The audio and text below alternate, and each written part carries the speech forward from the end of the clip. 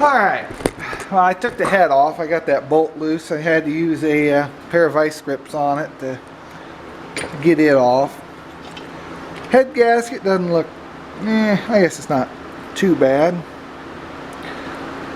The piston really doesn't look that bad either. Got just a little bit of wiggle in it, but it's not like the piston is, or the cylinder's all scored. That's just oil or whatever. Looks fine down in there. So the valves are moving. Is that not seating all the way, or is it just, no, it's just not down. So yeah, it seems alright up there. So I'm wondering if maybe it's something down inside of it is messed up for that governor, because it was giving me like a, now it's loose. Maybe that wasn't my problem. Let's try the other engine anyway. I'm this far into it. Okay. We are going to take this cover off because I need it for the other one.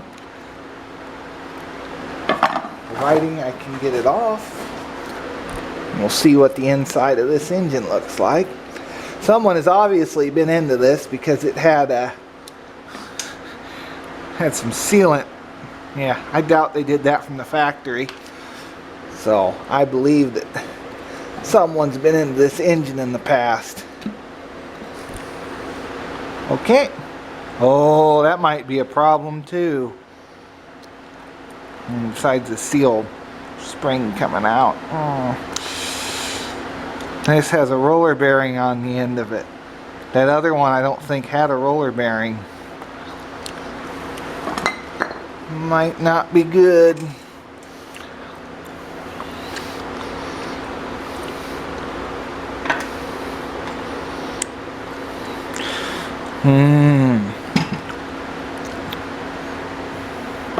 Bearing seems okay. Looks alright. I don't think this other one had a roller bearing on the end of the crankshaft. I don't know if that's going to make a difference with the housing or not. Worst case scenario, I could always cut off all that extra housing that's not necessary. Let's see what that looks like. I already know there's no oil in this one. So we'll take a quick look.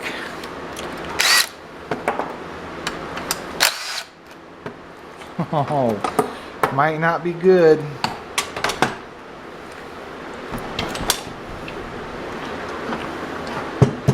Nope.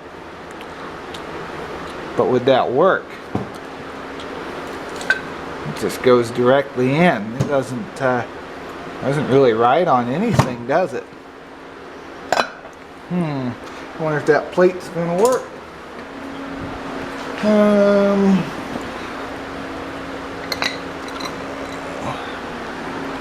Got all that gasket sealer on there. Go ahead and leave the shim, I guess. I don't think it's going to work. Well, that shim doesn't even go all the way down on that, does it?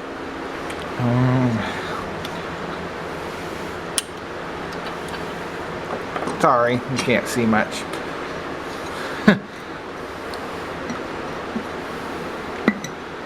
Nope, leaves a giant gap there, doesn't it? Oh man, won't work as it sits, because that just is so loose in there. Unless this, oh, that shim's getting stuff all over it. No, darn, that won't work. That's my biggest issue, because everything else I think would work, but this housing, when it's on there, unless I could turn it up.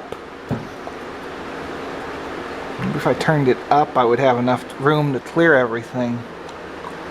Or it should be this way.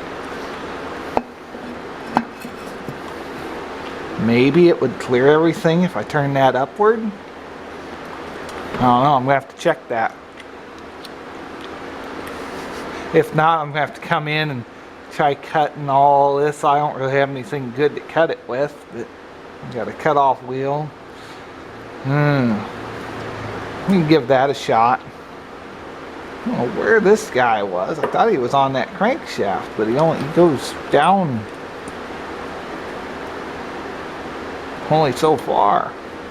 Alright, well, we'll see if that fits in there. Yeah, about a mile worth of clearance. I think that's going to work. I can't close the hood all the way because the muffler, yeah, I'm going to have to take the muffler off the other one with a longer pipe. But yeah, I think that'll work. I just had to move it up because if I moved it if I left it on the side there, it wouldn't have cleared this. But yeah, that's about where it needs to be. Yeah, the holes are pretty lined up. Perfect. All right. So, got plenty of room. We can make this work. Oh, ACI 1948 here. I don't know if I'm going to tack this on the end of the other video or what. This has been a way bigger job than I initially thought. I mean, I am going to have to change this top plate out because there's the screw that goes on the top of the cover here is cut off of that one. There's a gap there. And I figured out on this carburetor that it was missing a part. Not only was it missing a part, let's see, is it in picture? This piece right here was not on this carburetor. So I still lit off the other one, but what I also had to steal was the, I found my clanking. It was this thing was bent in that carburetor, and it was causing a clank because it was just bent in there. It was just catching on the sides. So I pulled that out, and I pulled this out of the other out of this carburetor. I pulled the ones out of the other one and put them in there. Now everything seems to be working smoothly. So I think I got that part of it fixed. So I was able to get the muffler off this one. I still got to get the muffler off the other one. What I did for that, I took a C-clamp and hooked the base to the table, and then I got on it with a pipe wrench and that same cheater bar I used earlier, like 4 foot worth of bar. I was able to get this loose. We've used some Seafoam Deep Creep on it. This stuff's good. It's like $7 or $8 a can, but I like this stuff. Another thing I decided, instead of, I'm getting rid of this coil setup, because if this coil's not that great, and it's like, if it goes bad, then you have to pull the engine again to get up underneath there, because pulling the engine is the only way you're going to get that shield off and everything else to get to the coil, which would be right here. So I'm going to find a better one, but I'm going to put an electric coil on there, and I will show you how to do that once I get it back on the mower. I'm not worried about spark this minute. I'm wanting to get this thing put back together. So, okay, this just turned out to be a longer job than I thought it would be. Everything seemed so simple, and when I went to do it, it was just like, nope, that needs fixed. This here, I couldn't remember exactly how everything was hooked up. Got it back together. I have to change this valve cover piece. I guess we might as well look down the piston. Well, since we're taking the, well, I guess we're not taking the head all the way off. We won't worry about that then. So okay, I'm gonna get to work on it. Okay, you see, I'm gonna take all this off. Made sure to use a 6-sided socket this time, so hopefully, yeah, all these bolts are gonna come off easy. That was the one that gave me problems last time. That one, that spot. Now I gotta get something to remove that one. 7/16 maybe? No, that's a 13. Sorry. Well, 1/2 inch. So that 13 was what I needed.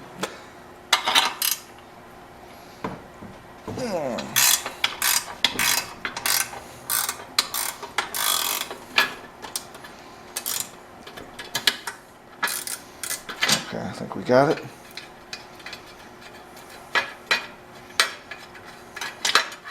Okay. Now this one goes over here, remember that. The rest of the bolts should be the same length. Well, we'll just pick it up and... Okay. Take the new tin work, which I put somewhere. There it is. Oh, threw it on the floor. That's a great place for it. This engine was green originally. I guess I had it left. Trying to clean all that out real quick too.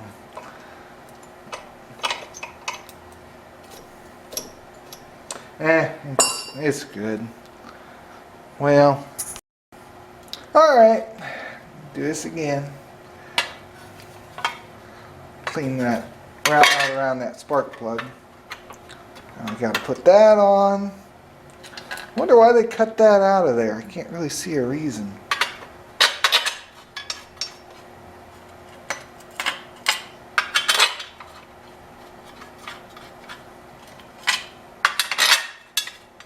Get them started in there.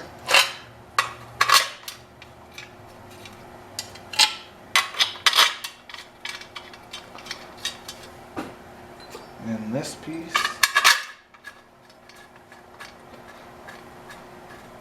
Go ahead and do the hard one first, I guess. Well, not that it's hard, it's just if I had a deep well.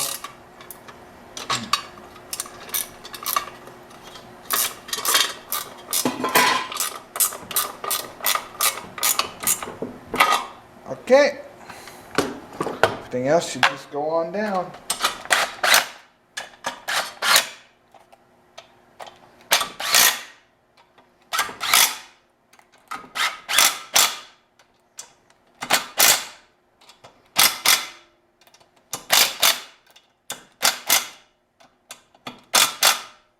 Alright. Well, that'll do for the moment. Don't have the torque wrench handy. Now I got to figure out where all my bolts are that held this on. So, yeah, we might be here a while I'm searching. There's one.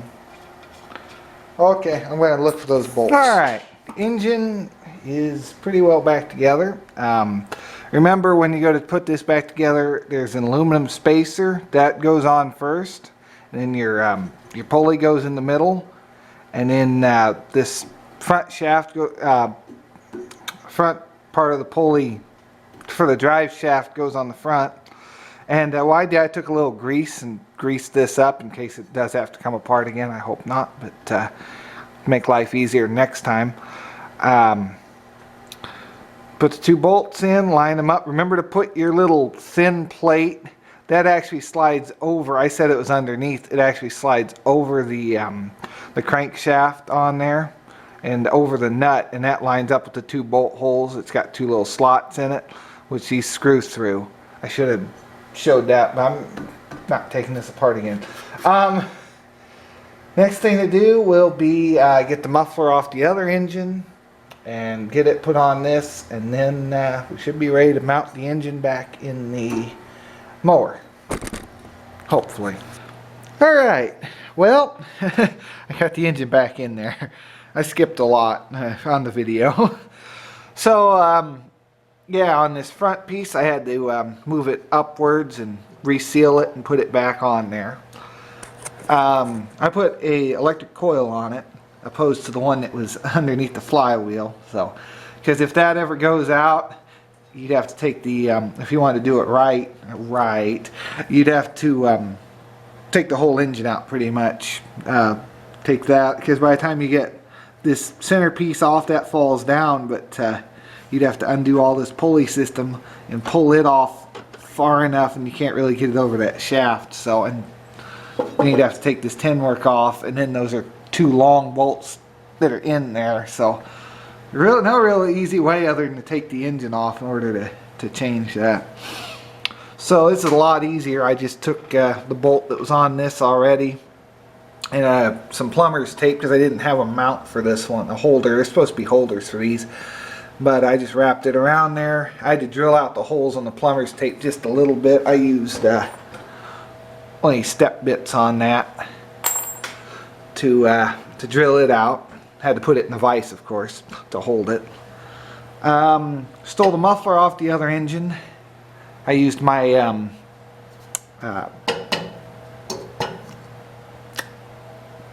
pipe wrench trick. I had to think of what it was called. I had to look at it first. My pipe wrench trick with the long extension on it, and I put a C-clamp on this on the table. I could have mounted it back on the engine and taken it off, but I really didn't want to mount that one back in the engine, so I just took a C-clamp and hooked it right there on the base, and then got on it on the exhaust pipe with that pipe wrench and just started leaning down on it, and it came off. I used some of that deep creep on it. It worked really well, so didn't take too much. But this muffler's shot. It's rotted out, well, somewhere.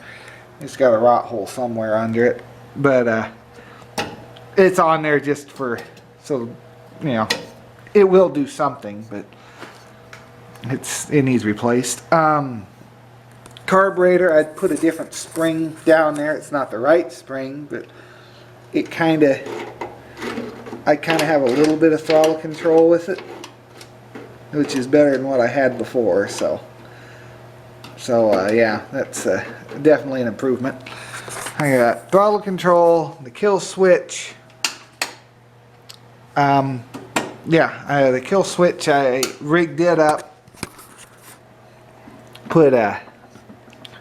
have a positive wire coming from positive battery terminal going back to the switch, which is back in there, and then I believe it's this wire is coming off, and I had to extend it down there, so it's coming around, and then it goes up to the positive side on the battery, on the coil, and then the negative side goes out to your points. And I had to clean the points on this one, but I do have spark, so got that all taken care of. So that's basically all you have to do to wire one of those. You just have your positive, you have power coming from your switch, you put it on the positive side, and then your negative side just goes out to your points, and then your coil wire goes to your coil. Really easy. If you have something with points on it, you can do this fairly simply. As long as you got a battery and points, you can make this work. Battery, points, and a coil. So yeah, the generator I don't believe is going to work at the moment, but I don't know, it could. But I almost think it needs to go through the key switch, but I can't remember how that's all wired up. So it could work, but I doubt it. Be nice if it did, because before with that coil it didn't take any power because it was run off a magnet. This one actually does take power from your battery. So this battery, I can't believe it's from 2009. I know we've had it for a long time, but it's still working strong. All right, well, I've still got to get some oil in this, so I'm going to go get some oil and we'll see about firing it up. All right, I got some gas in her. Flip, that should be on. Or I got some oil in her, I mean. I have gas in it too. Let's see if it starts. Oh, oh.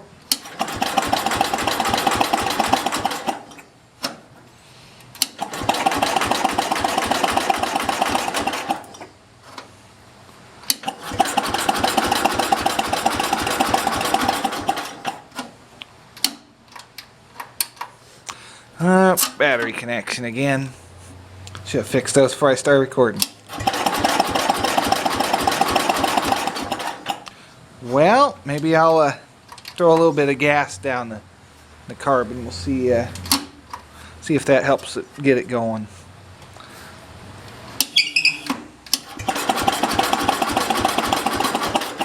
All right, find me some gas. All right, I replaced the spark plug. The one that was in it, it was having an intermittent spark with it. This one's a lot better.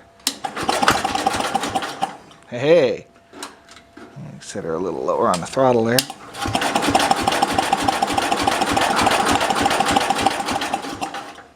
choke, I guess.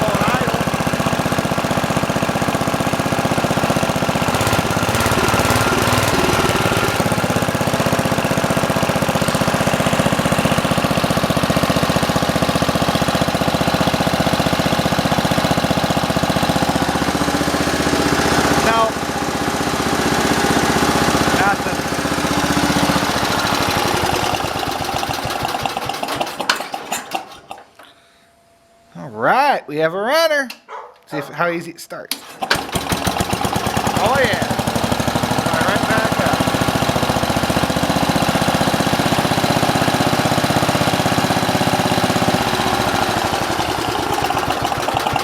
Yeah, I'm gonna have to replace that muffler. It's something on it's burning up.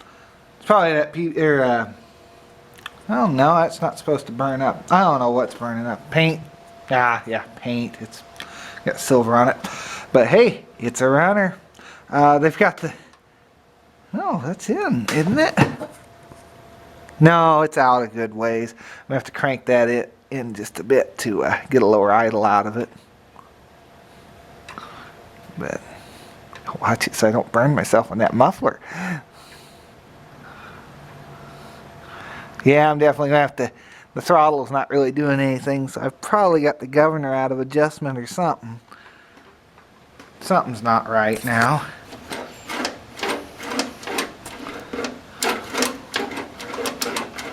I don't know. We'll set it there and see what happens.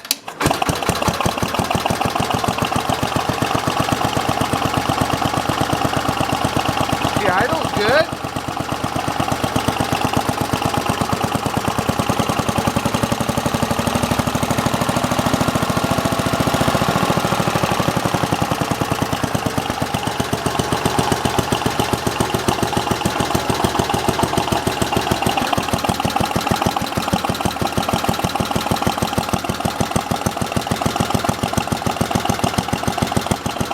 I don't know what that sound is.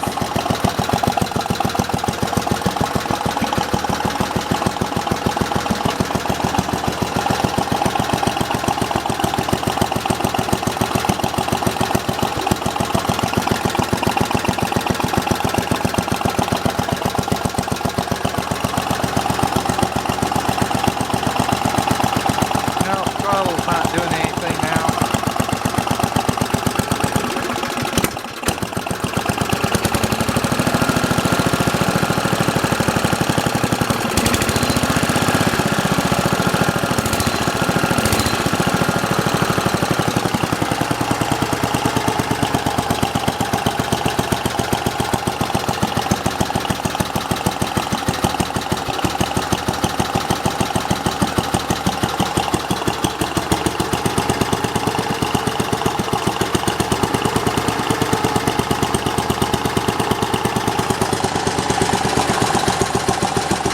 So, yeah, I definitely need to adjust something because there's idle, there's full throttle.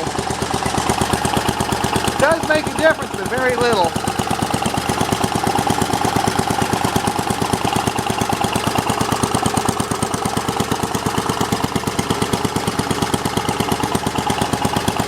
Hey, we got a runner.